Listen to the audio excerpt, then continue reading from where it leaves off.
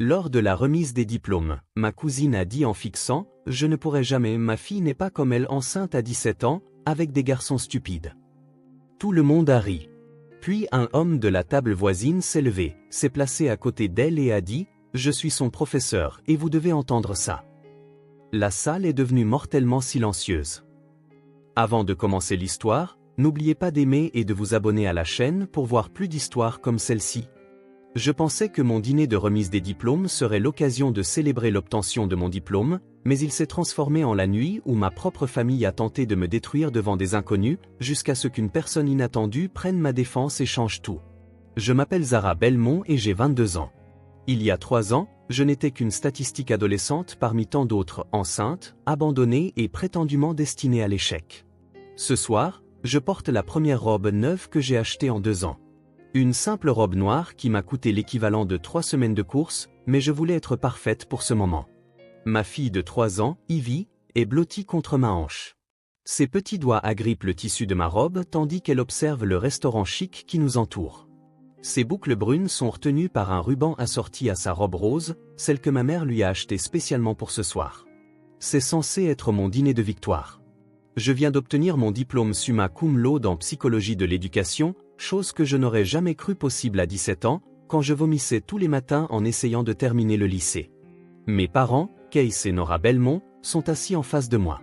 La fierté a finalement remplacé la déception qui habitait leurs yeux depuis si longtemps. Ils ont été mon encre à travers tout, même lorsqu'ils ne comprenaient pas mes choix. Mais ce soir n'est pas seulement à propos de moi. Il s'agit aussi de ma cousine Céleste Morrison, l'enfant prodige qui a terminé ses études de droit la même semaine que j'ai terminé mon diplôme de premier cycle. Elle est assise 3 sièges plus loin. Ses cheveux blonds parfaitement coiffés captent les lumières du restaurant. Sa robe de créateur coûte probablement plus que ce que je gagne en un mois à la garderie où je travaille. Céleste a toujours été tout ce que je n'étais pas, planifiée, parfaite, louée. Mon oncle Fletcher, le père de Céleste et le frère de mon père, porte toast sur toast à nos 2 filles qui réussissent, mais ses yeux s'attardent plus longtemps sur Céleste lorsqu'il parle. Ma tante Deline hoche la tête, jetant occasionnellement un regard à Ivy avec cette expression à laquelle je suis habitué, moitié sympathie, moitié jugement. La famille élargie remplit 3 tables chez Bears, ce lieu haut de gamme avec des serviettes en tissu et des serveurs qui remplissent votre verre d'eau avant même que vous ne remarquiez qu'il est vide. Je peux sentir ce nœud familier dans mon estomac, celui qui apparaît chaque fois que je suis avec ma famille. Même dans mes meilleurs jours, je suis toujours l'exemple à ne pas suivre. Je suis toujours la fille qui a gâché sa vie à 19 ans. Mais ce soir est différent, car j'ai quelque chose de réel à célébrer. J'ai la preuve que leur chuchotement à propos de mon potentiel gâché était faux. Ivy tire sur ma robe et chuchote « Maman, pourquoi tout le monde est si bien habillé ?» Sa question innocente coupe mon anxiété un instant. Je me penche à sa hauteur, humant l'odeur de son shampoing à la fraise. Parce que ce soir est spécial, ma puce. Ce soir, on célèbre le fait que maman a beaucoup travaillé à l'école. Elle hoche la tête solennellement, ne comprenant pas entièrement, mais percevant l'importance. Ce dîner était censé montrer à tout le monde que j'y étais arrivé malgré tout. Que le fait d'être une mère adolescente ne définissait pas mes limites, mais ma détermination. Mais en regardant autour de la table, observant Céleste accepter les félicitations avec son sourire rodé, je sens le sous-courant de comparaison qui a toujours existé entre nous. Ce soir, j'espère qu'il penchera enfin en ma faveur. J'espère que ma famille me verra comme plus qu'une simple erreur qui a bien tourné. Je n'ai aucune idée que dans moins d'1 heure, ma propre cousine tentera de m'humilier devant une salle remplie d'inconnus, ou qu'un homme que je connais à peine se lèvera et changera non seulement cette nuit, mais la façon dont je me perçois, pour toujours. Avec le recul, je vois à quel point j'étais naïf de penser qu'une seule cérémonie de remise de diplôme pourrait effacer 3 ans à être la déception de la famille. Mais assise dans ce restaurant, regardant Ivy colorier sur le menu enfant avec les crayons que le serveur lui a apportés, je croyais sincèrement que ce soir serait différent. Laissez-moi vous raconter comment j'en suis arrivé là. Parce que comprendre mon parcours rend ce qui va suivre encore plus important. À 19 ans, je pensais que ma vie était toute tracée. Je sortais avec Tristan Walsh, un garçon charmant de mon collège communautaire qui parlait de notre avenir comme s'il était déjà écrit. Nous nous marierions après l'obtention du diplôme, il terminerait son business degré, je deviendrais enseignante, et nous vivrions heureux pour toujours dans une maison de banlieue avec une clôture blanche. Puis je suis tombée enceinte. Je me souviens de l'instant exact où tout a basculé. J'étais assise sur le parking du campus, fixant 2 lignes roses sur un test de grossesse, lorsque Tristan s'est garé à côté de moi. Je lui ai montré le test, les mains tremblantes, m'attendant à de la surprise, peut-être de la peur, mais finalement du soutien. Au lieu de cela, il m'a regardé comme si je venais de lui annoncer une maladie en phase terminale. « Ce n'est pas dans le plan, Zara », a-t-il dit, sa voix froide comme je ne l'avais jamais entendue. « Je ne suis pas prêt à être père. J'ai des objectifs. » Comme si je n'en avais pas aussi, des objectifs. Comme si mes rêves comptaient soudainement moins parce que c'était moi qui portais son enfant. Au moment où j'étais enceinte de 7 mois, Tristan s'était inscrit dans une université à 3 états de distance. Il m'a laissé une note, même pas la courtoisie d'une conversation, « Je suis désolé, mais je ne peux pas faire ça. Tu feras une super maman sans moi. » 22 mots pour mettre fin à ce que je croyais être l'amour de ma vie. Retourner vivre chez mes parents a été une leçon d'humilité dont je suis encore en train de digérer les aspects. Maman et papa n'ont jamais dit « je te l'avais dit », mais je pouvais le lire dans leurs yeux pendant les premières semaines. Maman préparait des portions supplémentaires de dîner sans me demander si j'avais faim. Papa rentrait à la maison avec des articles pour bébé qu'il prétendait avoir trouvés en solde, bien que je savais qu'il les achetait à plein prix. Ils m'aimaient, mais ils étaient déçus, et cette déception pesait plus lourd que leur colère ne l'aurait été. Ivy est née un mardi. Je l'ai tenue pour la première fois alors que la neige tombait dehors par la fenêtre de l'hôpital. Et je lui ai fait une promesse que je n'ai jamais rompue. « Je vais faire en sorte que tu sois fier de moi », ai-je murmuré à sa petite oreille. « Je vais te montrer que la force est dans notre famille. » Les 3 années qui ont suivi ont été les plus difficiles de ma vie. Je me réveillais à 4 heures du matin pour étudier pendant qu'Ivy dormait, survivant grâce au café et à la détermination. Mes manuels étaient couverts de marques de crayon parce qu'elles rampaient sur mes genoux pendant que je lisais. J'ai passé des examens avec des taches de nourriture pour bébé sur ma chemise et j'ai écrit des dissertations pendant ces siestes. D'autres étudiants de mon programme se plaignaient de ne pas avoir assez de temps pour étudier, et je mordais ma langue, pensant que je tuerais pour leurs problèmes. L'argent était toujours serré. Je travaillais à temps partiel à la garderie Sunshine, ce qui était parfait parce que je pouvais y emmener Ivy, mais le salaire couvrait à peine nos dépenses. Nous avions droit aux bons d'alimentation, au programme WIC et à Medicaid. Chaque mois, j'utilisais ces aides avec un mélange de gratitude et de honte, surtout lorsque je croisais des gens du lycée à l'épicerie. Leurs yeux passaient de mon visage à la carte d'aide dans ma main et je pouvais pratiquement les entendre penser « Voilà Zara Belmont, exactement là où nous pensions qu'elle finirait. » Mais voici ce qu'ils ne voyaient pas. Ils ne me voyaient pas donner des cours particuliers gratuits à d'autres étudiants en difficulté parce que je me souvenais de ce que ça faisait de se sentir stupide. Ils ne me voyaient pas organiser des groupes d'études avec des pizzas pour les étudiants qui n'avaient pas les moyens de manger. Ils ne me voyaient pas écrire des propositions de subventions à minuit, essayant d'obtenir des fonds pour un programme de garde d'enfants sur le campus parce que je savais que d'autres étudiants parents luttaient tout comme moi. Mes professeurs, cependant, l'ont remarqué, en particulier le Dr Whitmore. Il ne m'a jamais traité différemment parce que j'étais une jeune mère.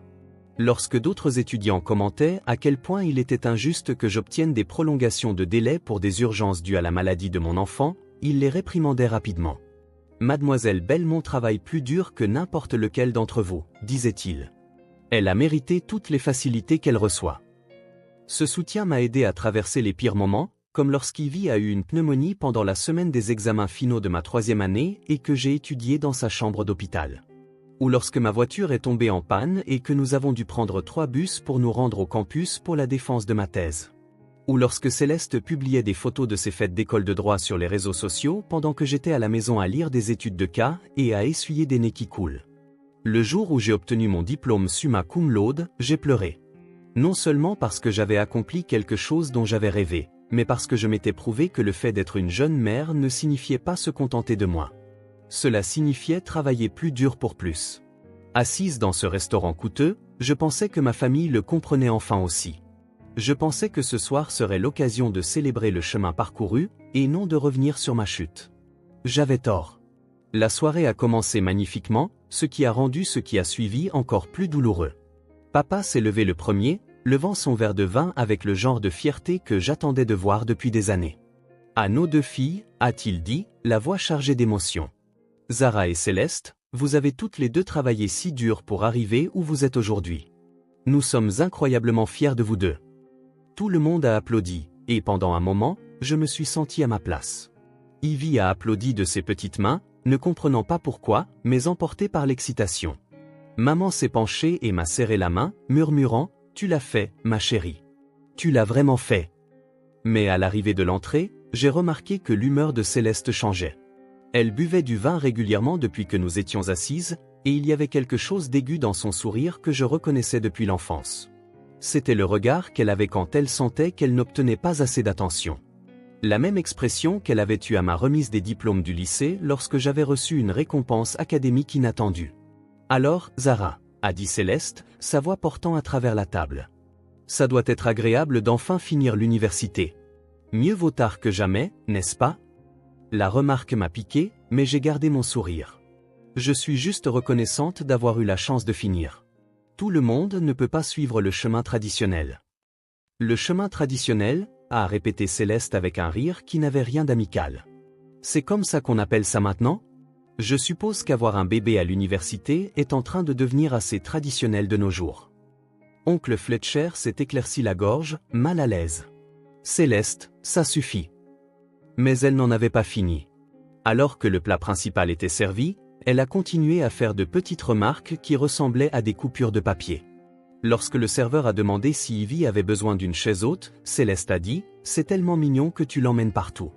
Je ne peux pas imaginer essayer d'étudier avec un tout petit dans les parages. Ça doit être tellement distrayant. » Quand maman a mentionné mon acceptation au programme de maîtrise, Céleste a hoché la tête avec enthousiasme. « C'est incroyable.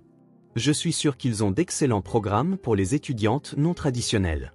Vous savez, les étudiantes plus âgées, les parents, les personnes qui ont besoin d'un soutien supplémentaire. » Chaque commentaire était soigneusement conçu pour paraître encourageant tout en diminuant mes réalisations. J'ai senti ma confiance du début de soirée commencer à s'effondrer. Ivy a senti ma tension et a grimpé sur mes genoux, enroulant ses bras autour de mon cou. « Maman, tu es triste ?» a-t-elle chuchoté. « Non, ma puce. Je vais bien » ai-je menti, embrassant le sommet de sa tête. D'autres proches ont commencé à se joindre à la conversation, non pas méchamment, mais avec cette marque particulière d'étourderie familiale qui blesse le plus profondément. Tante Deline a soupiré dramatiquement. « Quel dommage que tu aies dû prendre le chemin difficile, Zara. Mais regarde comment ça a fonctionné à la fin. » Mon cousin Marcus, le frère d'oncle Fletcher, a hoché la tête sagement. « C'est inspirant. Ça montre vraiment que même quand on fait des erreurs, on peut toujours redresser la barre. » Erreur. Le mot a plané dans l'air comme de la fumée. J'ai regardé Ivy, cette belle, intelligente, drôle petite fille qui était censée être ma plus grande erreur, et j'ai senti ma gorge se nouer. « Elle n'est pas une erreur », ai-je dit doucement, mais ma voix a été perdue dans le brouhaha des conversations. Céleste s'est penchée en avant, ses yeux brillants de vin et de quelque chose de plus laid. « Nous savons tous qu'Ivy est une bénédiction. Ce n'est pas ce que nous disons. Nous reconnaissons juste que tu as dû surmonter beaucoup de choses pour arriver ici. Grossesse adolescente, abandon, dépendance à l'aide sociale. C'est en fait assez remarquable que tu aies réussi à obtenir ton diplôme. » La table est devenue silencieuse. Je pouvais sentir les autres convives jeter des regards dans notre direction, attirés par la tension dans la voix de Céleste. Papa avait l'air mortifié, mais il n'a pas réagi. Le visage de maman était devenu pâle, mais elle est restée silencieuse aussi. C'était Céleste, l'histoire à succès de la famille, et personne ne voulait faire de vagues. « J'ai travaillé dur », ai-je dit, essayant de garder ma voix ferme. « Tout comme toi. »« Bien sûr que tu l'as fait », a dit Céleste, son ton dégoulinant de condescendance. « Mais soyons honnêtes, nous avons eu des défis très différents. Tu es tombée enceinte et tu as dû faire au mieux. J'ai fait de bons choix dès le début. » Mes mains tremblaient maintenant. Ivy l'a senti et m'a regardé avec des yeux inquiets. J'aurais dû partir à ce moment-là. J'aurais dû prendre ma fille et sortir avec la dignité qu'il me restait. Au lieu de cela, je suis restée assise, figée par toute une vie passée à essayer de faire mes preuves auprès de personnes qui avaient déjà décidé que je ne valais pas la peine d'être défendue. Le dessert est arrivé, et j'ai regardé, engourdi, le serveur déposer un gâteau au chocolat avec « Félicitations, diplômé » écrit en lettres élégantes. Céleste s'est levée, chancelant légèrement, et a pris son verre de vin. « Je veux porter un toast », a-t-elle annoncé, sa voix portant non seulement sur notre table, mais aussi sur les tables environnantes. « À ma chère cousine Zara. » Mon estomac s'est noué. Je connaissais ce ton. Je connaissais ce sourire. Je savais exactement ce qui allait arriver, mais j'étais impuissante à l'arrêter. Je suis tellement contente de ne pas être un échec complet comme elle. Enceinte à 19 ans, larguée à 20 ans, vivant de l'aide sociale. Dieu merci, j'ai fait de meilleurs choix. Le silence après le toast de Céleste fut assourdissant. Tous les yeux dans notre section du restaurant étaient fixés sur moi. Certains remplis de pitié, d'autres de curiosité, tous me donnant l'impression d'être un spécimen sous un microscope. Les rires des membres de ma famille m'ont fait l'effet de l'acide dans les oreilles. Oncle Fletcher gloussait, mal à l'aise. Tante Deline avait la main devant sa bouche, essayant de cacher son sourire. Même certains de mes cousins ricanaient derrière leurs serviettes. Mais c'est la réaction de mes parents qui m'a brisé le cœur. Papa fixait son assiette, le visage rouge de gêne. Les yeux de maman étaient écarquillés sous le choc, mais elle ne me défendait pas. Elle regardait autour du restaurant, clairement mortifiée que d'autres personnes aient entendu les mots de Céleste. À cet instant, j'ai réalisé qu'ils n'avaient pas honte de Céleste pour ce qu'elle avait dit. Ils avaient honte de moi pour être le genre de personne à propos de qui on pouvait dire ça. Ivy a resserré son étreinte autour de mon cou. « Maman, pourquoi tout le monde rit ?» a-t-elle chuchoté, sa petite voix confuse. Cette question a brisé quelque chose en moi. Ma fille de 3 ans ne devrait pas avoir à être témoin de l'humiliation de sa mère par sa propre famille. Elle ne devrait pas avoir à voir les personnes censées nous aimer le plus nous traiter comme si nous étions moins qu'humains. Je me suis levé si rapidement que ma chaise a raclé le sol, le bruit coupant le rire inconfortable. Mes mains tremblaient tandis que je ramassais mon sac et prenais la petite veste d'Ivy. Je ne pouvais pas rester là une seconde de plus. Je ne pouvais pas soumettre ma fille à cela, et je ne pouvais pas me soumettre à regarder les vrais sentiments de ma famille à notre égard se dérouler en public. « Viens, ma puce », ai-je chuchoté à Ivy, la soulevant de sa chaise. « On rentre à la maison. » Mais au moment où je me tournais pour partir, me préparant à passer devant la haie d'honneur des proches qui venaient de me voir me faire déchirer sans dire un mot, quelque chose d'inattendu s'est produit. Un homme à la table voisine s'est levé. Il avait probablement la cinquantaine, l'air distingué, avec des cheveux argentés et des yeux bienveillants derrière des lunettes à monture métallique. Il portait un blazer marine et se déplaçait avec l'assurance de quelqu'un habitué à capter l'attention. Sa femme, une femme élégante aux cheveux gris tirés en un chignon soigné, le regardait avec une expression de fierté et de détermination. « Excusez-moi » a-t-il dit, sa voix portant l'autorité de quelqu'un habitué à parler à de grands groupes. « Je suis désolé d'interrompre, mais je n'ai pas pu m'empêcher d'entendre, et je crois que vous parlez d'une de mes étudiantes. » Toute la section du restaurant est devenue silencieuse. Céleste, qui se prélassait dans les suites de son toast cruel, a soudain semblé avoir reçu une gifle. Son visage s'est vidé de ses couleurs et elle s'est lentement laissée retomber sur sa chaise. Le verre de vin dans sa main tremblait légèrement. Je l'ai immédiatement reconnu, bien que le voir ici dans ce contexte semblait surréaliste. Le docteur Holden Whitmore, mon professeur préféré et directeur de thèse, l'homme qui avait cru en moi quand je ne croyais plus en moi. Le professeur qui avait écrit des lettres de recommandation qui m'avaient ouvert des portes que je n'aurais jamais pensé pouvoir franchir. Docteur Whitmore, ai-je réussi à dire, ma voix à peine un murmure. Il m'a fait un signe de tête avec un sourire doux, puis a reporté son attention sur ma famille. Sa femme s'était levée à ses côtés maintenant, le visage marqué par la même détermination tranquille. J'ai réalisé qu'ils célébraient leur anniversaire à la table à côté de la nôtre, profitant probablement d'un dîner tranquille jusqu'à ce que le dysfonctionnement de ma famille ne déborde dans leur soirée. Je suis le docteur Holden Whitmore, professeur de psychologie de l'éducation à l'Université d'État, a-t-il poursuivi, sa voix portant jusqu'à tous les coins de notre section. Et la jeune femme que vous venez de décrire comme un échec est l'une des étudiantes les plus remarquables que j'ai rencontrées en 25 ans d'enseignement. Mon cœur s'est arrêté. Cela ne pouvait pas être en train d'arriver. Mon professeur était sur le point de me défendre face à ma famille. Des gens qui m'avaient connu toute ma vie, mais qui ne m'avaient jamais vraiment vu. L'ironie n'était pas perdue pour moi qu'un homme que je connaissais depuis moins de 2 ans comprenait ma valeur mieux que des proches avec qui j'avais grandi. Céleste a essayé de sauver la situation. Nous sommes juste de la famille. Vous savez comment c'est. On se taquine. C'est pour rire. L'expression du docteur Whitmore ne s'est pas adoucie. Traiter quelqu'un d'échec en public ne me semble pas être de la taquinerie. Cela ressemble à de la cruauté. Le poids de ces mots s'est abattu sur notre table comme une lourde couverture. Je pouvais voir mes parents échanger des regards, prenant soudain conscience que leur silence pendant l'attaque de Céleste paraissait aussi mauvais que ces mots. Oncle Fletcher se déplaçait inconfortablement sur sa chaise, se demandant probablement comment se distancier du comportement de sa fille. J'étais toujours en train de tenir Ivy, toujours prête à partir, mais je me suis retrouvé figé sur place. Ce moment pouvait prendre deux directions. Soit le docteur Whitmore ferait un commentaire poli sur le fait que j'étais une étudiante dévouée et se rasseoirait ensuite, me laissant m'éclipser avec la dignité qu'il me restait, soit quelque chose de plus grand allait se produire. En regardant l'acier dans ses yeux et la fierté avec laquelle sa femme se tenait à ses côtés, j'ai réalisé que j'étais sur le point de découvrir à quel point mon professeur me tenait en haute estime. Et pour la première fois de la soirée, j'ai décidé de rester et de voir ce qui allait se dérouler. Le docteur Whitmore s'est approché de notre table, sa présence captivant l'attention de tous ceux qui étaient à portée de voix. Les autres convives avaient cessé leur conversation, sentant que quelque chose d'important se passait. Sa femme est restée debout à côté de leur table, les bras croisés, observant avec la férocité protectrice de quelqu'un qu'il avait probablement entendu parler de ses étudiants exceptionnels pendant des années. Zara Belmont n'est pas un échec, a commencé le docteur Whitmore, sa voix portant la même autorité que celle qu'il utilisait dans les amphithéâtres. Elle est l'une des étudiantes les plus remarquables que j'ai rencontrées en 25 ans d'enseignement.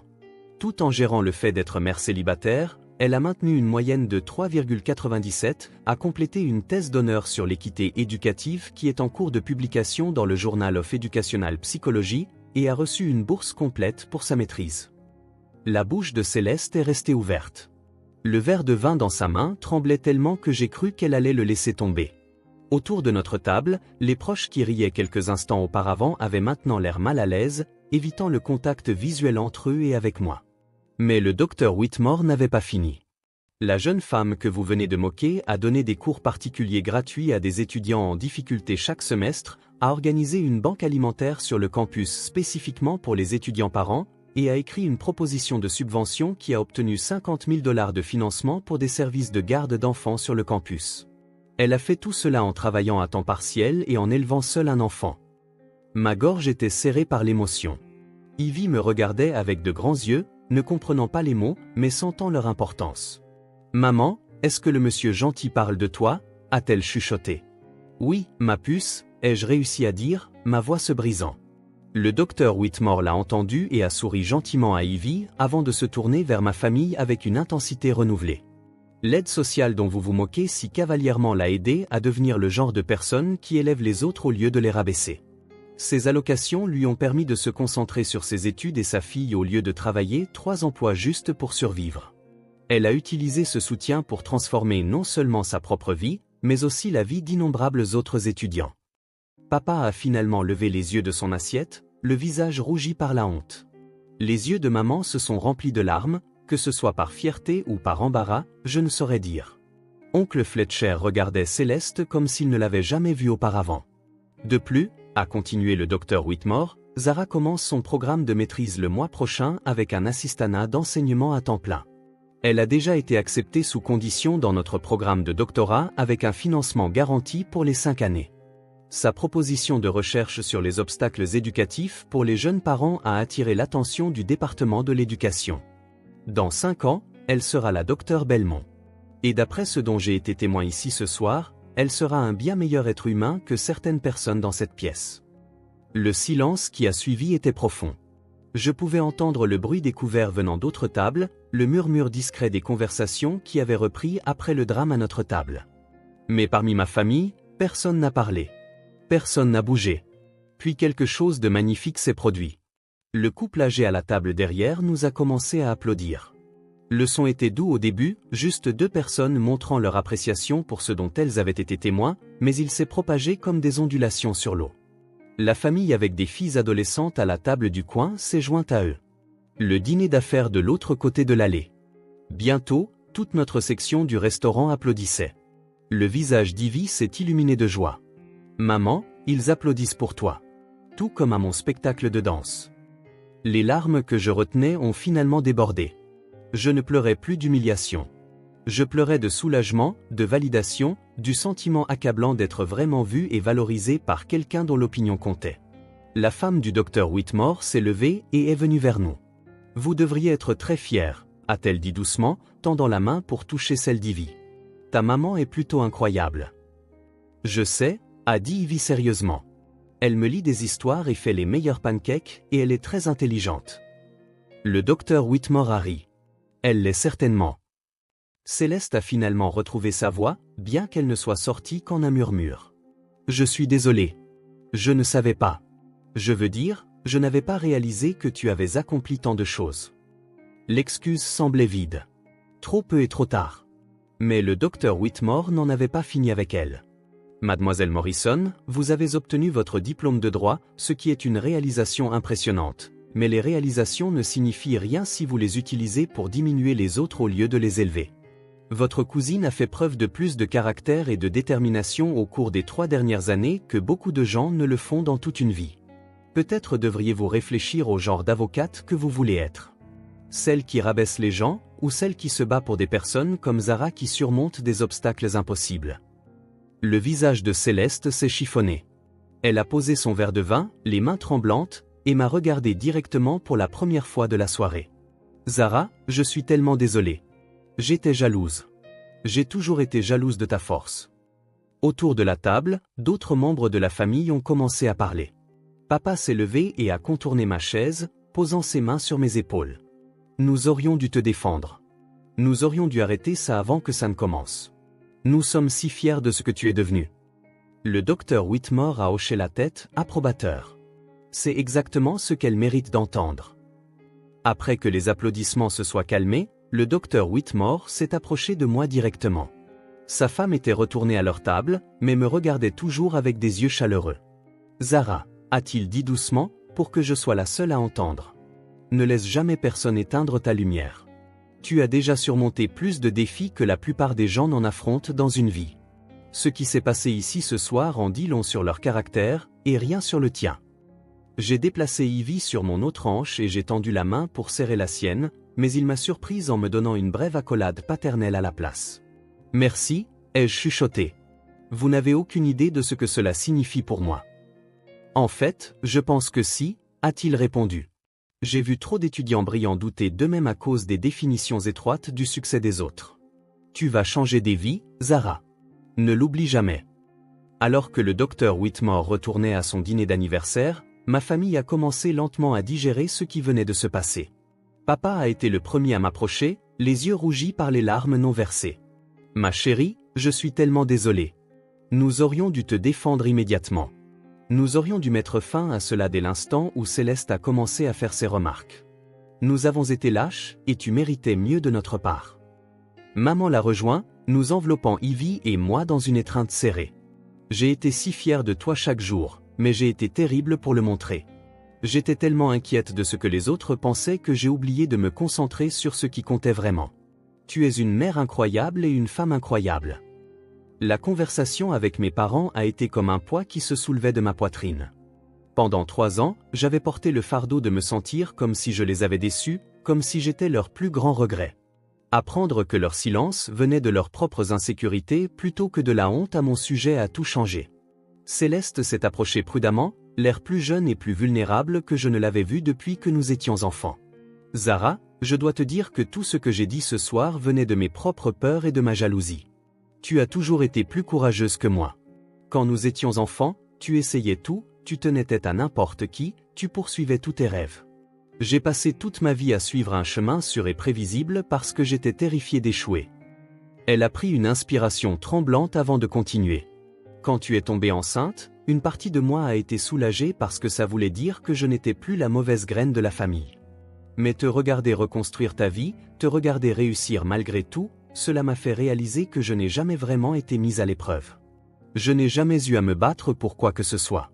Ce soir, j'essayais de te rabaisser parce que ta force rend mes réalisations creuses. Son excuse semblait sincère d'une manière qui m'a surprise. Céleste, tu n'as pas besoin de te rabaisser pour me valoriser. Nous pouvons toutes les deux réussir.